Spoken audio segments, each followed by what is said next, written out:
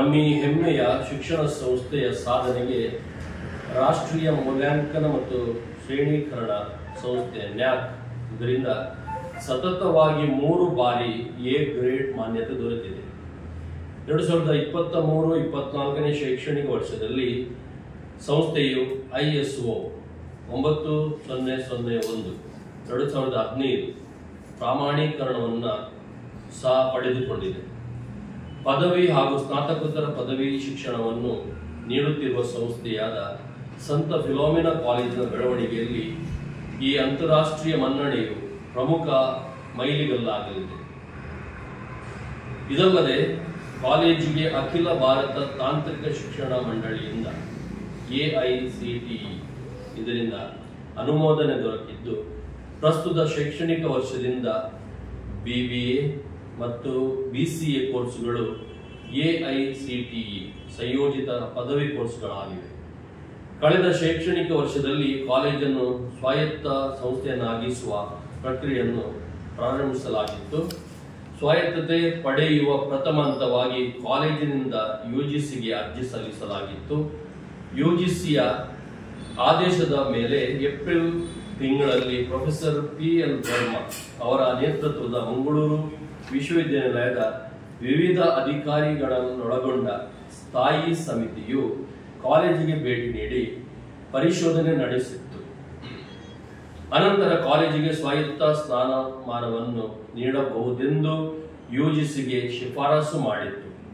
ಇದರಂತೆ UGCಯಿಂದ ಅನುಮೋದನೆ ದೊರೆತು ಮಾತ್ರವಲ್ಲದೆ ಮಂಗಳೂರು ವಿಶ್ವವಿದ್ಯಾನಿಲಯದ ಶೈಕ್ಷಣಿಕ ಮಂಡಳಿಯ ಸಭೆಯಲ್ಲಿ ಕಾಲೇಜಿಗೆ ಸ್ವಾಯತ್ತ ಸ್ಥಾನಮಾನವನ್ನು ಅಂಗೀಕರಿಸಿ ಅನುಮೋದನೆಗಾಗಿ ಕರ್ನಾಟಕ ರಾಜ್ಯ ಸರ್ಕಾರಕ್ಕೆ ಕಡತಗಳನ್ನು ರವಾನಿಸಲಾಗಿತ್ತು.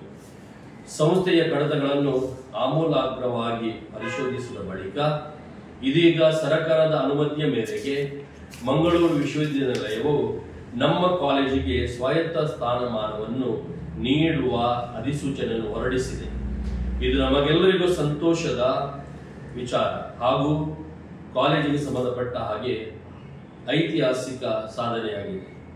2024-25ನೇ ಶೈಕ್ಷಣಿಕ ವರ್ಷದಲ್ಲಿಯೇ ಕಾಲೇಜಿಗೆ ಸ್ವಾಯತ್ತ ಸ್ಥಾನಮಾನ ದೊರೆತುದು ಅತೀವ ಸಂತಸ ತಂದಿದೆ. ಮಾನ್ಯತೆ ಪಡೆಯುವ ಪ್ರಕ್ರಿಯೆಯು ಇಂದು ನಿನ್ನೆಯದಲ್ಲ, ಇದು ಹಲವಾರು ಜನರ ಶ್ರಮದ ಫಲ.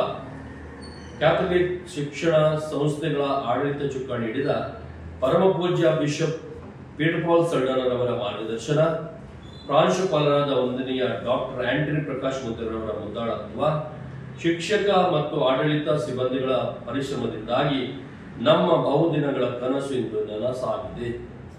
ಸರ್ಕಾರದ ಆದೇಶದ ಬಳಿಕ ಮಂಗಳೂರು ವಿಶ್ವವಿದ್ಯಾನಿಲಯದ ಅನುಮತಿಯನ್ನು ಇದೀಗ ಪಡೆಯಲಾಗಿದೆ. ಸ್ವಾಯತ್ತತೆಗಾಗಿ ಕಾಲೇಜಿನಲ್ಲಿ ಸಕಲ ಸಿದ್ಧತೆಗಳನ್ನು ನಡೆಸಲಾಗಿದೆ. ಸುಸಜ್ಜಿತ ಕಂಟ್ರೋಲ್ ರೂಮ್, ಬೋರ್ಡ್ ರೂಮ್ ಹಾಗೂ ಇನ್ನಿತರ ಭೌತಿಕ ಸೌಲಭ್ಯಗಳು, ಪರೀಕ್ಷಾಂಗ ಮುಂತಾದ ವಿಭಾಗಗಳು ಶೀಘ್ರದಲ್ಲಿಯೇ ಕಾರ್ಯನಿರ್ವಹಿಸಲು ಸನ್ನದ್ಧವಾಗಿದೆ. ಶಿಕ್ಷಣ ಮಂಡಳಿ, ಪ್ರತಿ ವಿಭಾಗದ ಅಧ್ಯಯನ ಮಂಡಳಿ ಹಾಗೂ ಪರೀಕ್ಷಾ ಮಂಡಳಿಗಳು ಕಾರ್ಯನಿರ್ವಹಿಸಲಿವೆ. ಕಾಲೇಜಿನಲ್ಲಿ ಪದವಿ ವಿಭಾಗಗಳಲ್ಲಿ BA, BSc, BCom, BBA, BCA ಹಾಗೂ BCA ಆರ್ಟಿಫಿಷಿಯಲ್ ಇಂಟೆಲಿಜೆನ್ಸ್ ಮತ್ತು ML ಕೋರ್ಸುಗಳನ್ನು ನೀಡಲಾಗುತ್ತಿದೆ. ಸ್ನಾತಕೋತ್ತರ ವಿಭಾಗದಲ್ಲಿ MSW, MCom ಹಾಗೂ ಭೌತಶಾಸ್ತ್ರ ಮತ್ತು ಗಣಿತಶಾಸ್ತ್ರದಲ್ಲಿ MSc ಪದವಿ ಕೋರ್ಸುಗಳನ್ನು ನೀಡಲಾಗುತ್ತಿದ್ದು, ಈ ಶೈಕ್ಷಣಿಕ ವರ್ಷದಿಂದ MCA ಕೋರ್ಸ್ ಅನ್ನು ಪ್ರಾರಂಭಿಸಲಾಗುವುದು. BBA, BCA ಹಾಗೂ MCA ಕೋರ್ಸುಗಳಿಗೆ AICTE ಮಾನ್ಯತೆ ದೊರಕಿದೆ. ಕಾಲೇಜಿನ ಎಲ್ಲ ಅಭಿವೃದ್ಧಿ ಕಾರ್ಯಗಳಲ್ಲಿ ನಮ್ಮೊಂದಿಗೆ ಕೈ ಜೋಡಿಸುತ್ತಿರುವ ನಮ್ಮ ಹೆಮ್ಮೆಯ ವಿದ್ಯಾರ್ಥಿ ವೃಂದ, ಶಿಕ್ಷಕ ರಕ್ಷಕ ಸಂಘ ಹಾಗೂ ಹಿರಿಯ ವಿದ್ಯಾರ್ಥಿ ಸಂಘಗಳ ಸಹಕಾರವನ್ನು ಮರೆಯುವಂತಿಲ್ಲ.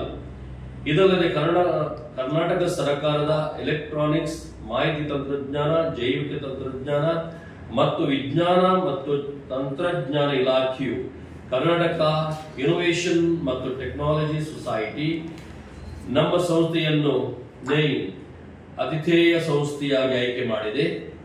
ಕರ್ನಾಟಕ ಸ್ಟಾರ್ಟ್ಅಪ್ ನೀತಿಯ ನ್ಯೂ ಏಜ್ ಇನೋವೇಷನ್ ನೆಟ್ವರ್ಕ್ 2.0 ಕ್ರಿಯಾಶೀಲ ಯುವಕ ಯುವತಿಯರಿಗೆ ನಾವೀನ್ಯತೆ ಮತ್ತು ಉದ್ಯಮಶೀಲತೆ ಸಂಸ್ಕೃತಿಯನ್ನು ಬೆಳೆಸುವಲ್ಲಿ ಪ್ರಮುಖ ಪಾತ್ರ ವಹಿಸುತ್ತದೆ.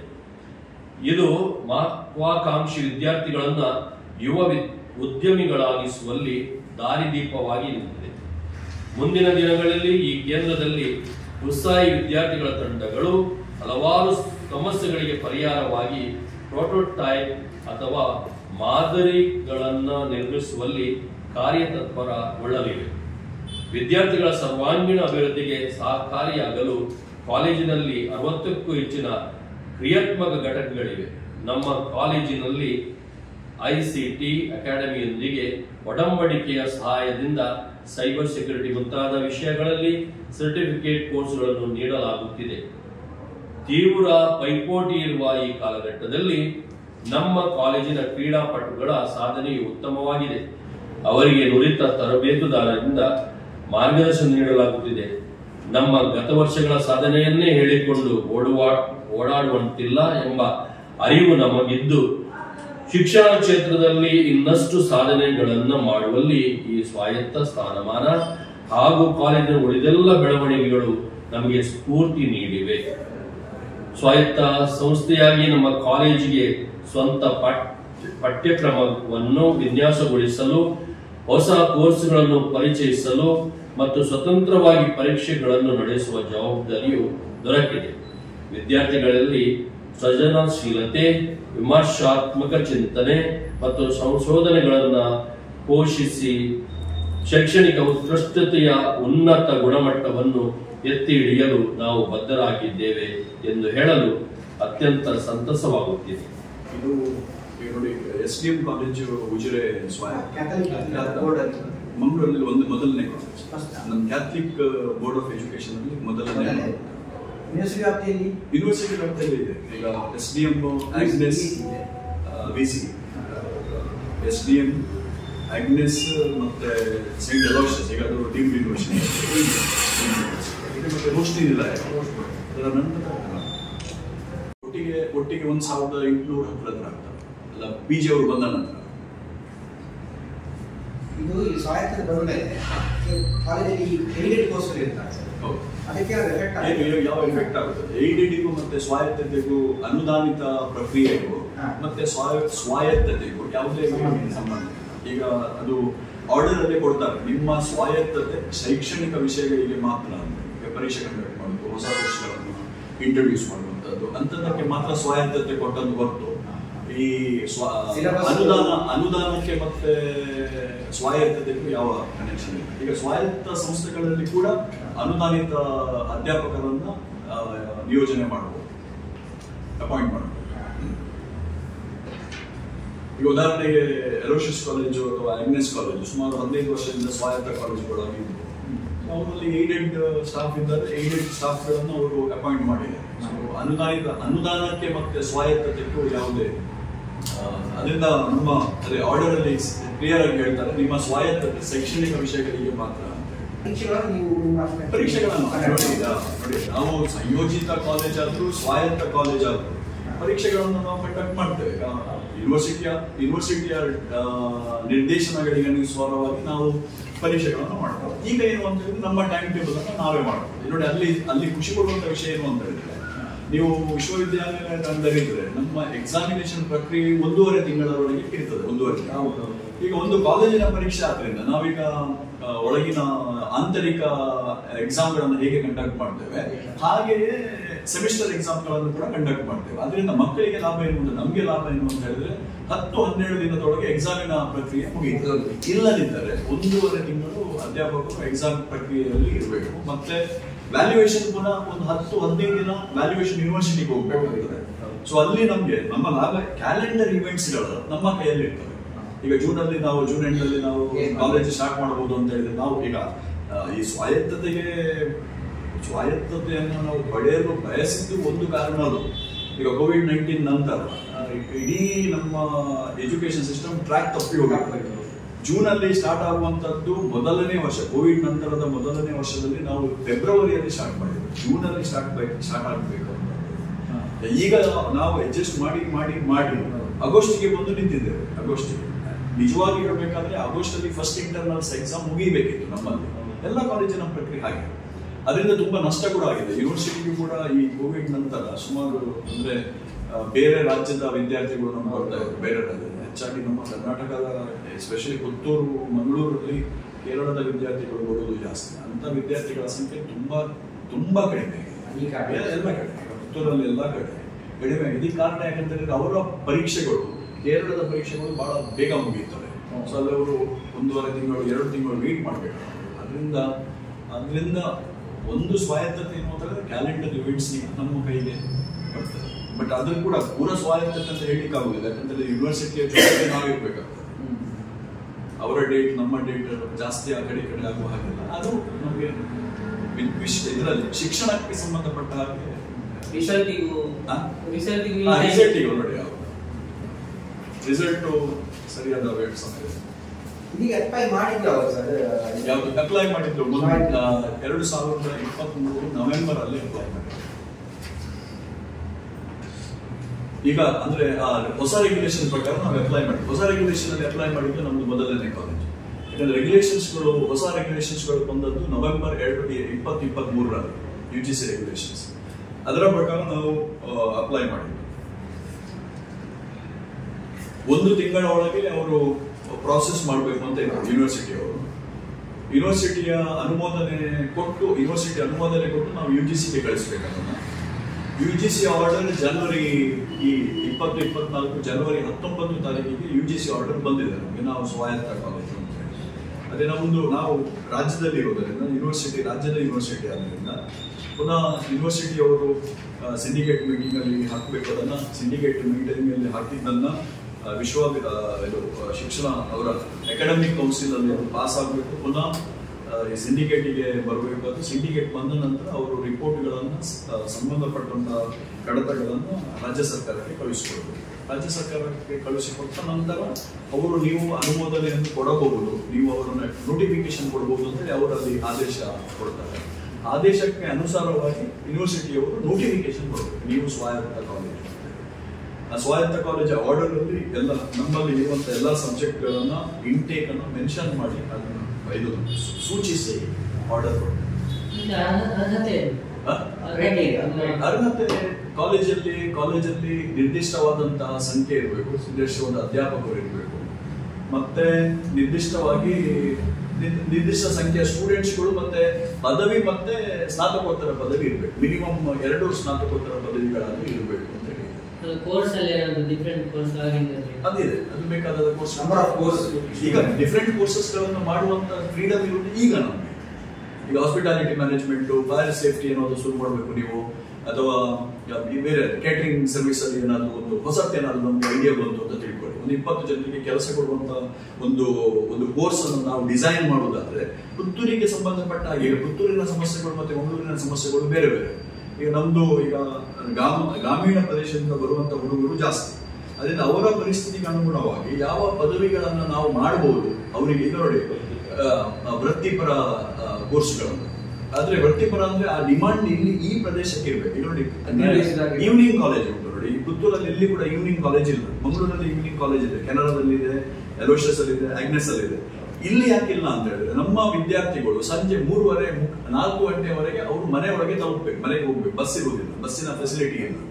ಮತ್ತೆ ನೋಡಿ ಬೆಳ್ಳಾರಿ ಸೈಡ್ ಇಂದ, ನೀವು ಕರ್ಲಾಂಪಾಡಿ ಸೈಡ್ ಇಂದ, ಮತ್ತೆ ನೀವು ಸುಳ್ಯದ ಸೈಡ್ ಇಂದ ಕೆಲವೊಂದು ಕಡೆಗಳಲ್ಲಿ ಬಸ್ಸುಗಳೇ ಇಲ್ಲದಂತ ಪರಿಸ್ಥಿತಿ, ಬಹಳ ಕಷ್ಟದ ಪರಿಸ್ಥಿತಿಯಲ್ಲಿ ಇರುವಂತ ಮಕ್ಕಳು ನಮ್ದು ಎಲ್ಲ ಕಡೆ ಇಲ್ಲಿ ಬರುವಂತ ಎಲ್ಲ ಮಕ್ಕಳು. ಅದರಿಂದ ಅವರಿಗೆ ಸಂಬಂಧಪಟ್ಟ ಹಾಗೆ ಅವರ ಟೈಮ್ ಟೇಬಲ್ಗೆ, ಅವರ ಸಾರಿಗೆಗೆ ಅಥವಾ ಸಂಪರ್ಕಕ್ಕೆ ಸಂಬಂಧಪಟ್ಟ ಹಾಗೆ ಈವ್ನಿಂಗ್ ಕಾಲೇಜ್ಗಳು ನೋಡಿ ಇಲ್ಲಿ ಯಾರು ಕೂಡ ಟ್ರೈ ಮಾಡ್ಲಿಕ್ಕೆ ಹೋಗ್ಲಿಲ್ಲ, ಆಗುದಿಲ್ಲ. ಯಾಕಂದ್ರೆ ನಿಮ್ಗೆ ಮಾಡಿದ್ರೆ ಮಕ್ಕಳು ಇರುವುದಿಲ್ಲ. ಯಾಕಂದ್ರೆ 3:30 ಗಂಟೆಗೆ 4 ಗಂಟೆಗೆ ಯಾವುದೇ ವಿದ್ಯಾರ್ಥಿ ಆದ್ರೂ ಅವರ ಮೇನ್ ಉದ್ದೇಶ ಏನು ಅಂತ ಯಾವುದೇ ಪ್ರೋಗ್ರಾಮ್ ಇದ್ರು 4 ಗಂಟೆ ಒಳಗೆ ಕ್ಯಾಂಪಸ್ ಇಂದ ಹೊರಗೆ ಬರ್ತಾರೆ. ಅದು ಈ ಕ್ಯಾಂಪಸ್ ಇರ್ಬೋದು, ಆ ಕ್ಯಾಂಪಸ್ ಇರ್ಬೋದು, ಯಾವ ಕ್ಯಾಂಪಸ್ ಎಲ್ಲ ಕಡೆ. ಈಗ ಸ್ವಾಯತ್ತ ಅಂತ ಹೇಳಿದ್ರೆ ಅದನ್ನು ಅವರು ಮಂಗಳೂರಲ್ಲಿ ಸ್ಟಾರ್ಟ್ ಮಾಡಿದ್ರು ಅಥವಾ ಇವರು ಸ್ಟಾರ್ಟ್ ಮಾಡಿದ್ರು ಆ ಕೋರ್ಸ್, ಅದನ್ನು ನಾವು ಸ್ಟಾರ್ಟ್ ಮಾಡಬೇಕು ಅಂತ ಅಂತಲ್ಲ. ಸ್ವಾಯತ್ತತೆ ನಮ್ಮ ಪರಿಸ್ಥಿತಿಗೆ ಅನುಗುಣವಾಗಿ ನಮ್ಮ ಮಕ್ಕಳ ಅಗತ್ಯಗಳಿಗೋಸ್ಕರವಾಗಿ ಇದೆ. ನಾವು ಹೇಳಿದಲ್ಲ ಈಗ ಕೇಟರಿಂಗ್ ಸಂಬಂಧಪಟ್ಟ ಹಾಗೆ ಹಾಸ್ಪಿಟಲ್ ನೈಟ್ ಈವ್ನಿಂಗ್ ಕಾಲೇಜ್ ಆಗುತ್ತೆ. ಅದನ್ನು ತುಂಬಾ ಸ್ಟಡಿ ಮಾಡಿದ್ದಾರೆ. ಇವರು ಯಾರು ಟ್ರೈ ಮಾಡಿದ್ದಾರೆ. ಪುತ್ತೂರಿಗೆ ಅದು ಸದ್ಯದ ಪರಿಸ್ಥಿತಿ ನಮ್ಮ ಮಕ್ಕಳು ನಮಗೆ ಬರುವಂತ ವಿದ್ಯಾರ್ಥಿಗಳು ನೀವು ಗ್ರಾಮೀಣ, ತುಂಬಾ ಗ್ರಾಮೀಣ 60%. ಮತ್ತೆ ಎಲ್ಲವೂ ಕೂಡ ಈಗ ಅತ್ಯಂತ ಚಾಣಕ್ಯರು, ಹುಷಾರು, ಟ್ಯಾಲೆಂಟೆಡ್, ಪ್ರತಿಭಾನ್ವಿತರೆಲ್ಲ ಬರುವುದು ಈ ಗ್ರಾಮೀಣ ಪ್ರದೇಶಗಳು.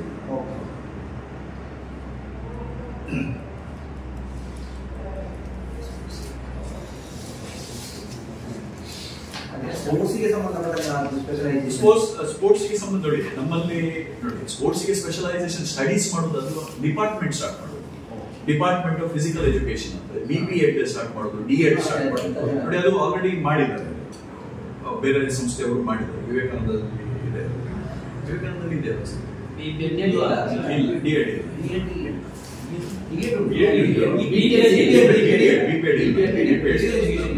ಫಿಸಿಕಲ್ ಎಜುಕೇಶನ್ ನೋಡಿ, ನಾವು ಫಿಸಿಕಲ್ ಎಜುಕೇಶನ್ ಅಲ್ಲಿ ಟ್ರೈನ್ ಮಾಡೋದು ಬೇರೆ ಬೇರೆ ಇವೆಂಟಿಗೆ, ಬೇರೆ ಬೇರೆ ಸ್ಪೋರ್ಟ್ಸ್ಗೆ, ಅಥ್ಲೆಟಿಕ್ಸ್ಗೆ. ಬಟ್ ಅದಕ್ಕೆ ಸಂಬಂಧಪಟ್ಟ ಒಂದು ಕೋರ್ಸ್ BPEd, ನೀವು BPEd ಮಾಡಬೇಕು, MPEd ಮಾಡಬೇಕು ಅಂತ ಹೇಳಿದ್ರೆ ನಮ್ಮಲ್ಲಿ ಇಲ್ಲ. ಯಾಕಂತ ಹೇಳಿದ್ರೆ ಅದಕ್ಕೆ ಟೇಕರ್ಸ್ ಬಹಳ ಕಡಿಮೆ. ಯೂನಿವರ್ಸಿಟಿ ಆಫ್ ಇಂಡಿಯಾ PGಗಂತೂ ಈಗ ಎಲ್ಲಾ PGಗಳಿಗೂ ಕೂಡ ದಾಖಲಾತಿ ಬಹಳ ಕಡಿಮೆ ಇದೆ. ಕೋವಿಡ್ ನಂತರ ಎಲ್ಲರಿಗೂ ಸಮಸ್ಯೆ. ಯೂನಿವರ್ಸಿಟಿ ಅವರು 50% ನಮಗೆ ಕೊಡಬೇಕು. ಅಂದ್ರೆ MSc ಫಿಸಿಕ್ಸ್ ಅಲ್ಲಿ 60 ಇಂಟೇಕ್ ಆದ್ರೆ 30 ಅವರು ಕೊಡಬೇಕು, 30 ಮ್ಯಾನೇಜ್ಮೆಂಟ್ ಸೀಟ್ ಇಂದ ಬರಬೇಕು. ಬಟ್ ಅಲ್ಲಿಂದೇ ಬರುವುದಿಲ್ಲ. ಒಂದು ಕಾರಣ ಅದು ಅಂದ್ರೆ ಅಲ್ಲಿ ಇಲ್ಲ. ಈಗ PG ಇದು COVID-19 ನಂತರ ಸ್ಪೆಷಲಿ NEP ಆದ ನಂತರ PG ಕೋರ್ಸಸ್ಗಳಿಗೆ ದಾಖಲಾತಿ ಬಹಳ ಕಡಿಮೆ. ಕಾರಣ ಬೇರೆ ಬೇರೆ. ಒಂದು ಕಾರಣ ಇದು ಯಾವಾಗ ಒಂದು ಎಂಪ್ಲಾಯ್ಮೆಂಟ್ಗೆ ಸಂಬಂಧಪಟ್ಟ ಹಾಗೆ, ಇನ್ನೊಂದು ಏನು ಅಂತ ಹೇಳಿದ್ರೆ ಈ ಪ್ರೊಫೆಷನಲ್ ಕೋರ್ಸಸ್ಗಳಿಗೆ ಡಿಮಾಂಡ್ ಸ್ವಲ್ಪ ಜಾಸ್ತಿ. ಮತ್ತೆ ಪ್ರೊಫೆಷನಲ್ ಕೋರ್ಸಸ್ಗಳು ನೀಡುವಂತ ಕಾಲೇಜುಗಳ ಸಂಖ್ಯೆ ಜಾಸ್ತಿ ಆಗಿದೆ. ಈಗ ತುಂಬಾ ಕಲಿತು ಹೋಗೋದಕ್ಕೆ ಸ್ವಲ್ಪ ಕಲಿತ ಸ್ಟಾರ್ಟ್ಅಪ್ ಮಾಡೋದು ಅದನ್ನ ನಾವೀಗಲೇ ಆಲೋಚನೆ ಮಾಡಿದ್ದೇವೆ. ಡಿಗ್ರಿಯಲ್ಲಿ ಅದಕ್ಕೆ ನೋಡಿ 9 2.0 ಈಗ ಸರ್ಕಾರದಿಂದ ನಮಗೆ ಇದು ಸಿಕ್ಕಿದೆ, ಯಾವುದು ಗ್ರಾಂಟ್ ಸಿಕ್ಕಿದೆ. ಅದು ಯಾಕೆ ಮಾಡಿದ್ದು ಅಂತ ಹೇಳಿದ್ರೆ ಇದಕ್ಕೆ. ಈಗ ನೋಡಿ 30 ಮೊನ್ನೆ ನಾವು ಹ್ಯಾಕಥಾನ್ ಅಂತ ಮಾಡಿದ್ವಿ, ಇಂಟರ್ನಲ್ ಹ್ಯಾಕಥಾನ್ ಅಂತ ಹೇಳಿದ್ರೆ ಈಗ ನೀವು ಒಂದು ಗ್ರೂಪ್ ಸೇರಿ ಬರಬೇಕು. 30 ಗ್ರೂಪ್ಗಳು ಬಂದಿತ್ತು ನಮಗೆ, 30 ಟೀಮ್. ಅಲ್ಲಿ ಯಾವುದಾದ್ರೂ ಒಂದು ಈಗ ವಿಷಯಕ್ಕೆ ಸಂಬಂಧಪಟ್ಟ ಜ್ವಲಂತ ಸಮಸ್ಯೆ, ಈಗ ಫಾರ್ ಎಕ್ಸಾಂಪಲ್ ನೀವು ಗದ್ದೆ ಮಾಡ್ತಾ ಇದ್ದೀರಿ, ಅಲ್ಲಿ ಕಟಾವಿಗೆ ಫಾಸ್ಟ್ ಕಟಾವು ಮಾಡೋದು ಹೇಗೆ, ಅದಕ್ಕೆ ಒಂದು ಮಿಷಿನ್ ಟ್ರಯಲ್ ಮಾಡೋದು ಹೇಗೆ, ಅವರ ಎಫಿಷಿಯನ್ಸಿ, ಅಗ್ರಿಕಲ್ಚರ್ ಅಲ್ಲಿ ಎಫಿಷಿಯನ್ಸಿ, ಪ್ರಾವೀಣ್ಯತೆಯನ್ನು ಹೆಚ್ಚಿಸುವುದು ಹೇಗೆ ಅಂತ ವಿಷಯಗಳನ್ನು ಕೊಟ್ಟದ್ದು. ಸೊ 30 ಟೀಮ್ಗಳು ಬಂದಿವೆ. ಈಗ ಅದರಲ್ಲಿ ಬೆಸ್ಟ್ ಟೀಮ್ಗಳನ್ನ ಸೆಲೆಕ್ಟ್ ಮಾಡಿ ನಾವು ಸ್ಟೇಟ್ಗೆ ಕಳಿಸ್ತೇವೆ. ಇದು ಯಾಕೆ 9 ಅಂದ್ರೆ ನ್ಯೂ ಏಜ್ ಇನ್ನೋವೇಷನ್ ನೆಟ್ವರ್ಕ್ ಅಂತ ಹೇಳಿ. ನ್ಯೂ ಏಜ್ ಇನ್ನೋವೇಷನ್ ನೆಟ್ವರ್ಕ್ ಅಂದ್ರೆ ನಿಮ್ಮಲ್ಲಿ ಏನಾದ್ರು ಹೊಸ ಐಡಿಯಾ ಇದೆ, ಆ ಹೊಸ ಐಡಿಯಾಗೆ ಬಂದು ಹೇಳಬೇಕು. ಹೇಳಿದ ನಂತರ ಅದೊಂದು ಟೆಕ್ನಿಕಲ್ ಟೀಮ್ ಅನ್ನು ಕೊಟ್ಟು ಅದನ್ನು ಪ್ರೊಡ್ಯೂಸ್ ಮಾಡಬೇಕು. ನೋಡಿ ಆಲ್ಮೋಸ್ಟ್ ಇದು ಸಕ್ಸಸ್ ಆದ್ರೆ ನಮಗೆ ಈ ಪ್ರಾಜೆಕ್ಟ್ಸ್ ಆಲ್ಮೋಸ್ಟ್ ಸರ್ಕಾರದಿಂದ 2 ಕೋಟಿಯವರೆಗೂ ಅನುದಾನ ಸಿಗ್ತದೆ. ಅದಕ್ಕಂದ್ರೆ ನಾವು ಆ ರೀತಿಯ ಒಂದು ಅಟ್ಮಾಸ್ಫಿಯರ್, ವಾತಾವರಣವನ್ನು ಕ್ರಿಯೇಟ್ ಮಾಡಬೇಕು. ಸೊ ಅದು ಕೂಡ ಸಿಕ್ಕಿದೆ ನಮಗೆ. ಈಗ ನೀವು ಹೇಳಿದ್ದು ಸ್ಟಾರ್ಟ್ಅಪ್ ಪ್ರೋಗ್ರಾಮ್ಸ್ ಈಗ ಕೇಂದ್ರ ಸರ್ಕಾರ ಕೂಡ ಯಾವತ್ತು ಮಾತಾಡೋದು ಸ್ಟಾರ್ಟ್ಅಪ್ ಪ್ರೋಗ್ರಾಮ್ ಬಗ್ಗೆ, ಇನ್ನೋವೇಷನ್, ಹೊಸತೇನು ಅದನ್ನ ಸ್ಕಿಲ್ ಬೇಸ್. ಸೊ ಅದನ್ನ ನಾವು ಈಗಲೇ ಅಳವಡಿಸಿಕೊಂಡಾಗಿದೆ. ಅದಕ್ಕೆ ಪರ್ಮಿಷನ್ ಸಿಕ್ಕಿ ಆಗಿದೆ ನಮಗೆ. ಇದನ್ನ ನಾವು ಇನ್ಕ್ಯುಬೇಷನ್ ಸೆಂಟರ್ ಅಂತ ಹೇಳೋದು. ಇನ್ಕ್ಯುಬೇಷನ್ ಅಂತ ಹೇಳಿದ್ರೆ ಈ ಹೊಸ ಐಡಿಯಾಗಳು ಉತ್ಪತ್ತಿ ಆಗುವಂತ ಜಾಗ ಇನ್ಕ್ಯುಬೇಷನ್ ಸೆಂಟರ್ ಅಂತ. ಈ ಹುಟ್ಟಿದ ಮಗುವಿಗೆ ಇನ್ಕ್ಯುಬೇಷನ್ ಅಲ್ಲಿ ಇಡ್ತೇವೆ ಅಂತ ಹೇಳಿದ್ರೆ, ಒಂದು 6 ತಿಂಗಳ 7 ತಿಂಗಳ ಮಕ್ಕಳಿಗೆ. ಸೊ ಹಾಗೆ ಇನ್ಕ್ಯುಬೇಷನ್ ಸೆಂಟರ್ ಅಂತ ಹೇಳಿದ್ರೆ ಐಡಿಯಾಗಳ ಇನ್ಕ್ಯುಬೇಷನ್ ಸೆಂಟರ್ ಅಂದ್ರೆ ಐಡಿಯಾಗಳು ಉತ್ಪತ್ತಿ ಆಗುವಂತದ್ದು, ಗ್ರೂಮ್ ಆಗುವಂತ, ಡೆವಲಪ್ ಆಗುವಂತದ್ದು ಜಾಗ. ಆರ್ಟಿಫಿಷಿಯಲ್ ಇಂಟೆಲಿಜೆನ್ಸ್ ಈಗ ತುಂಬಾ ಡಿಮಾಂಡ್ ಇದೆ ನೋಡಿ. ಯಾವಾಗ ಅದು ಡಿಮಾಂಡ್ ಅಲ್ಲಿ ಇತ್ತು ಆಗ ನಾವು ಸ್ಟಾರ್ಟ್ ಮಾಡಿದ್ವಿ. ಸೊ ಅದರಿಂದ ಆ ಕೋರ್ಸಿಗೆ ನಮಗೆ 2 ಸೆಕ್ಷನ್ ಸ್ಯಾಂಕ್ಷನ್ ಮಾಡಿದ್ರು AICTE ಅವರು. 60 120 ಅದಕ್ಕೆ ಫುಲ್ ಆಗಿದೆ. ಈಗ ಬಂದು ಎಲ್ಲರೂ ಕೇಳೋದು BCA, normal BCA, ordinary BCA ಯಾರು ಕೇಳೋದು. ಈಗ ಎಲ್ಲರೂ ಕೇಳೋದು ನೀವು ಸ್ಪೆಷಲ್ ಏನು ಕೊಡ್ತೀರಿ, BCom ಅಲ್ಲಿ ಏನು ಸ್ಪೆಷಲ್, IBPS ಕೊಡ್ತೀರಿ ಅಥವಾ CS ಕಂಪನಿ ಸೆಕ್ರೆಟರಿ ಕೋರ್ಸ್ ಕೊಡ್ತೇವೆ, ಡಿಜಿಟಲ್ ಮಾರ್ಕೆಟಿಂಗ್ ಕೊಡ್ತೇವೆ, ಸೈಬರ್ ಸೆಕ್ಯೂರಿಟಿ ಕೊಡ್ತೇವೆ, AWS ಕ್ಲೌಡ್ ಕಂಪ್ಯೂಟಿಂಗ್ ಕೊಡ್ತೇವೆ, ಮತ್ತೆ ಇನ್ನೊಂದು ಆರ್ಟಿಫಿಷಿಯಲ್ ಇಂಟೆಲಿಜೆನ್ಸ್. ಮೊದಲು ಅದು ಸರ್ಟಿಫಿಕೇಟ್ ಕೋರ್ಸ್ ಅಂತ ಹೇಳಿ ಕೊಡ್ತಾ ಇತ್ತು. ಈಗ ಅದನ್ನು ಸಪರೇಟ್ ಆಗಿ artificial intelligence and machine learning ML ಅಂತ ಬರ್ತಿದ್ದೇವೆ, ಅದು ಮಿಷಿನ್ ಲರ್ನಿಂಗ್. ಸೊ ಅದು ಒಂದು ಪಾರ್ಟ್ ಆಫ್ ಇಟ್. ಎಲ್ಲ BCA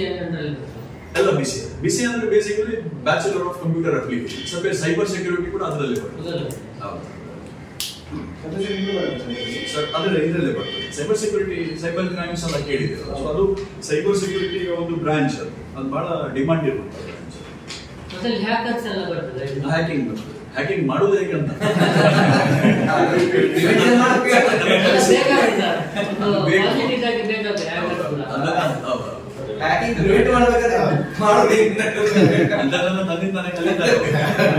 ಚೆಕ್ ಮಾಡೋದು ಹೇಗೆ, ಅದನ್ನ ಹುಡುಕುದು ಹೇಗೆ, ಅದರ ಹಿಡಿಯುವುದು ಹೇಗೆ, ಅದನ್ನು ನಾವು ಕಲಿಸ್ಕೊಡೋದು. ಈ ತರ ಮಾಡಬಹುದು. ಹೌದಾ, ಮಾಡಬಹುದು ಅಂತ ಜಾಸ್ತಿ ಹೇಳುದಿಲ್ಲ.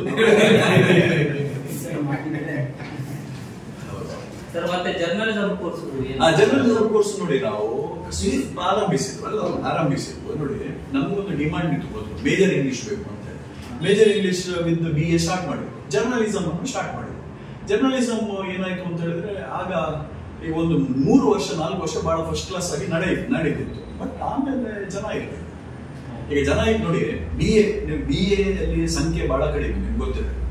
ಈಗ BA ಗಳಿಗೆ ಜಾಸ್ತಿ ಟೇಕರ್ಸ್ ಇಲ್ಲ. ಪುಣ್ಯಕ್ಕೆ, ನಮ್ಮ ಅದೃಷ್ಟಕ್ಕೆ ನಮಗೆ ಬೇಕಾದಷ್ಟು ಸಂಖ್ಯೆ ಇದೆ 40. ಈಗ ಎಲ್ಲಾ ಕಾಲೇಜುಗಳಲ್ಲಿ BA ಗಳನ್ನ ಕ್ಲೋಸ್ ಮಾಡಿದ್ದಾರೆ. BSc ಕೂಡ ಕ್ಲೋಸ್ ಮಾಡುವಂತ ಪರಿಸ್ಥಿತಿಯಲ್ಲಿ ಇದ್ದಾರೆ. ಈಗ ಸಮಸ್ಯೆ ಏನು ಅಂತ ಹೇಳಿದ್ರೆ, BA ಅಲ್ಲಿ ನಾವು ಏನ್ ಮಾಡ್ಬೇಕು, ಜರ್ನಲಿಸಂ ಈಗ ಪುನಃ ಶುರು ಮಾಡುದು. ಯಾಕೆ ಜನ ಇರಲಿಲ್ಲ ಅಂತ ಹೇಳಿದ್ರೆ, ಈಗ ಅದೊಂದು ಸಪರೇಟ್ ಆಗಿ ಅನ್ಏಡೆಡ್ ಕೋರ್ಸ್ ಆಗ್ತದೆ. ನಮ್ಗೆ ಇರುವಂತದ್ದು BA ಏಡೆಡ್ ಕೋರ್ಸ್. ಈಗ ಜರ್ನಲಿಸಂ ಮಾಡುದಾದ್ರೆ, ಜರ್ನಲಿಸಂ ಜೊತೆಗೆ ಸೋಷಿಯಾಲಜಿ ಹಾಕ್ಬೇಕು, ಪೊಲಿಟಿಕಲ್ ಸೈನ್ಸ್ ಹಾಕ್ಬೇಕು. Political science aided, sociology aided, but journalism is unaided. ಅದರಿಂದ ಇಡೀ ಕೋರ್ಸ್ ಏನಾಗ್ತದೆ ಅಂತ ಹೇಳಿದ್ರೆ ಅನ್ಏಡೆಡ್ ಕೋರ್ಸ್ ಆಗ್ತದೆ. ಅದನ್ನು ನಮ್ಗೆ ಮತ್ತೆ ಅದಕ್ಕೊಂದು 30-40 ಟೇಕರ್ಸ್ ಇದ್ರೆ ಅದು ನಡೀಬಹುದು. ನಾವು ಹಣದ ಬಗ್ಗೆ ಆಲೋಚನೆ ಮಾಡಬಹುದು ನಾವು. ಬಟ್ ಅಟ್ ಲೀಸ್ಟ್ ಸಂಬಳ ಕೊಡ್ಲಿಕ್ಕೆ ಆದ್ರೂ ನಮ್ಮ ಹತ್ರ ಆ ಒಂದು ಅಷ್ಟೊಂದು ಸಂಖ್ಯೆ ಇರಬೇಕು. ಸೊ ಅದರಿಂದ ಜರ್ನಲಿಸಂ ಸ್ಟಾರ್ಟ್ ಮಾಡಿದ್ರು, ಇನ್ನು ಮುಂದೆ ಸ್ಟಾರ್ಟ್ ಮಾಡೋದು. ಈಗ ಜರ್ನಲಿಸಂ ಅಂತ ಸ್ವಾಯತ್ತ ಸಿಕ್ಕಿದ್ರಿಂದ ಯಾವಾಗಲೂ ಸ್ಟಾರ್ಟ್ ಮಾಡ್ಬೋದು. ಆದ್ರೆ ನೀವು ಏನ್ ಮಾಡ್ಬೇಕು ಅಂತ ಹೇಳಿದ್ರೆ, ನಮ್ಗೆ ನಿಮ್ಮಂತವರನ್ನ ಕಳಿಸಿಕೊಡ್ಬೇಕು. ನಮಗೆ ಜನ ಸಿಗುದು ಇದು ಅಡಿಕೆ ಕೃಷಿಕರ ಪರಿಸ್ಥಿತಿ. ಅದೇ ಇಲ್ಲಿಯ ವಾತಾವರಣ ಸ್ವಲ್ಪ ಹೇಳಿದ ಶೈಕ್ಷಣಿಕ ವಾತಾವರಣ ಕಲಿಬೇಕು ಅಂತ ಹೇಳೋದು ಅದಕ್ಕೆ. ಮತ್ತೆ ಏನೋ ಹೇಳ್ತಾರೆ ಅಂದ್ರೆ, ನೀವು ನೋಡಿ ಅಲ್ಲಿ ಆ ಕಾಲೇಜಲ್ಲಿ ಸೈಕಾಲಜಿ ಇದೆ, ಒಂದು college psychology with philosophy start ಮಾಡಿ. ಬಟ್ ಫಿಲಾಸಫಿ ಕಲಿಯೋರು ಎಷ್ಟು ಜನ ಇದ್ದಾರೆ? That's my gadget. Let's go have some fun then.